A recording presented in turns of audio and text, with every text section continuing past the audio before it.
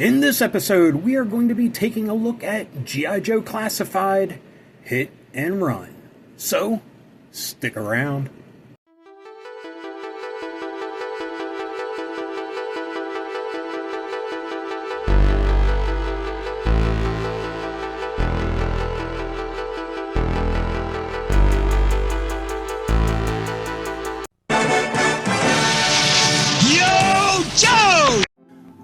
Okay, folks, here is Hit and Run.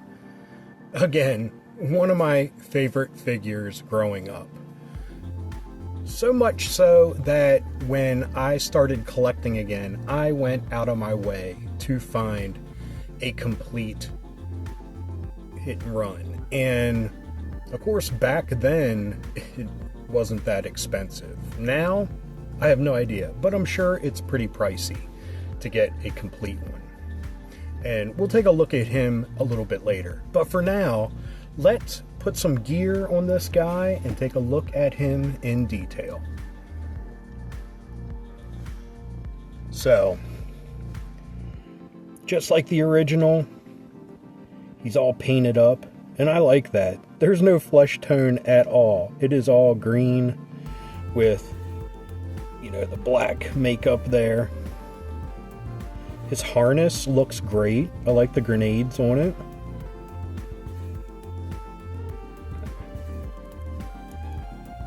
Has a thing for climbing. I know it has a name, I just can't think of it.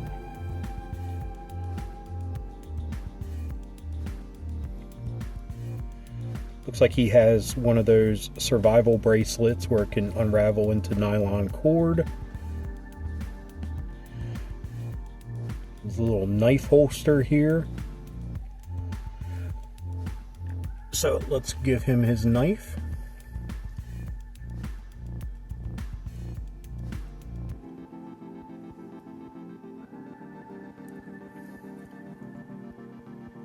There we go. I mean, it's a kind of weird location, but if you're climbing ropes, I guess it makes sense. Here he has a very large handgun, and I'm sure they all are based on real ones, but I just don't know all the names, so I won't even embarrass myself. So we'll just say his sidearm goes right into the holster here.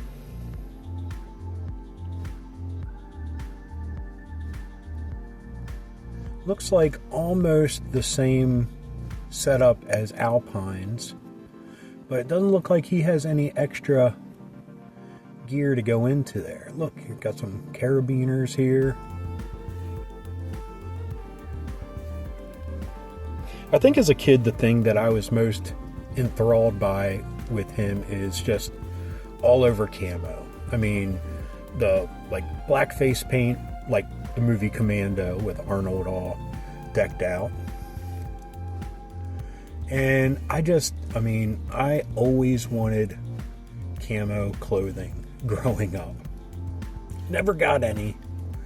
And as an adult, I pretty much only have camo cargo shorts. I know I'm not able to pull off camo pants without it looking too silly.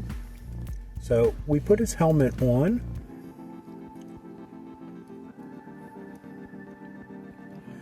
And he comes with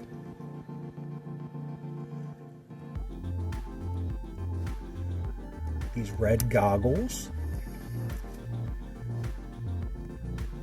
just like the original figure had molded into the helmet. These are always a pain to get down. There we go.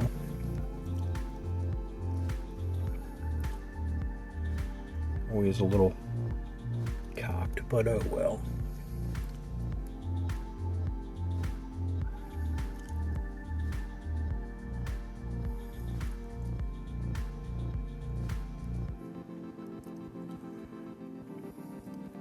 So he comes with,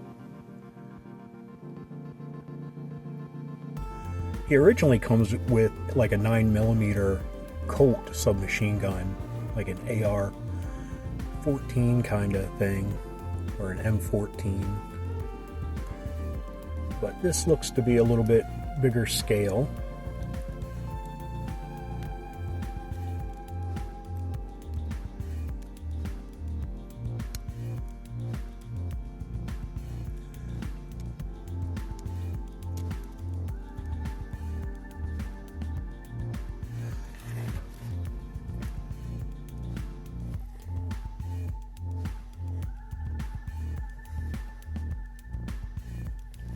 So the original one also came with a big honking like machete. This time around we have like this nice machete here. And it goes into his duffel bag. Now his duffel bag looks like it opens, and it does.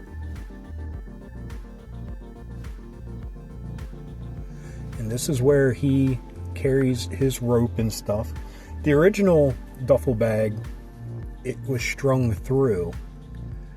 I don't know if you can do that with this one. But he comes with a grappling hook. See if we can store that in here. Looks like we can. And his original one came with this on the duffel bag to help wind up the rope. But I don't see the need for that with this.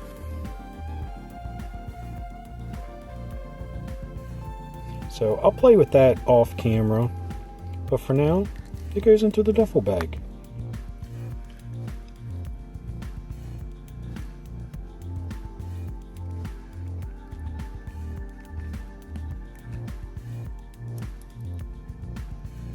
There we go. I am a huge fan of all items having a home, and this definitely lives up to that. Except we have like an open thing here on his chest.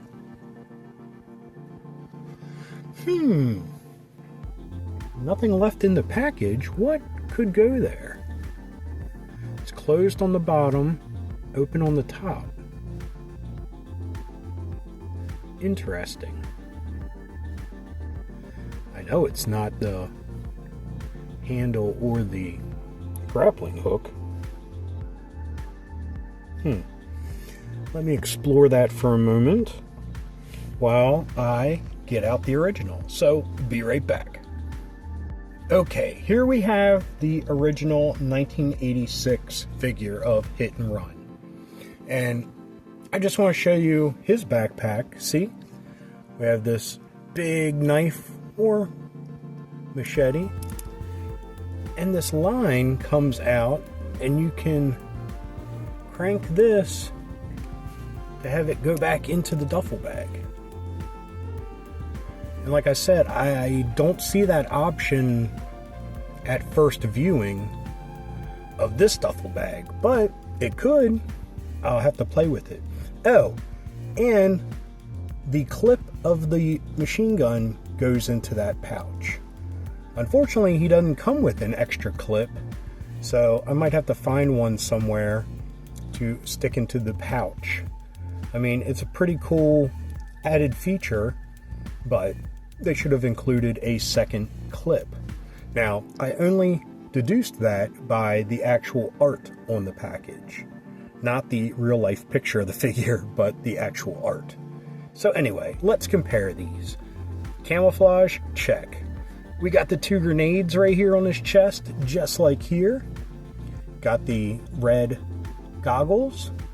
Have pretty much the same type of helmet with the bill on it. Now, as you can see, there is a vast difference in colors. This is very light camouflage, and this is darker. That's one thing you always find with the classified figures. They are a much darker tone than the originals. And you know what? That's awesome. It works, and it's cool and a little bit more realistic. So,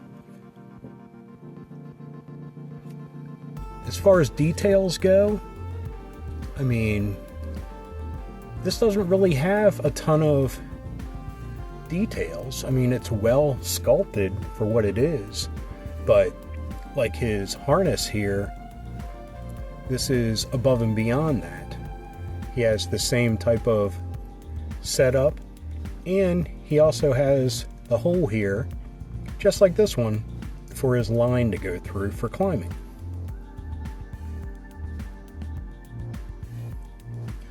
So, they made a lot of improvements over the original.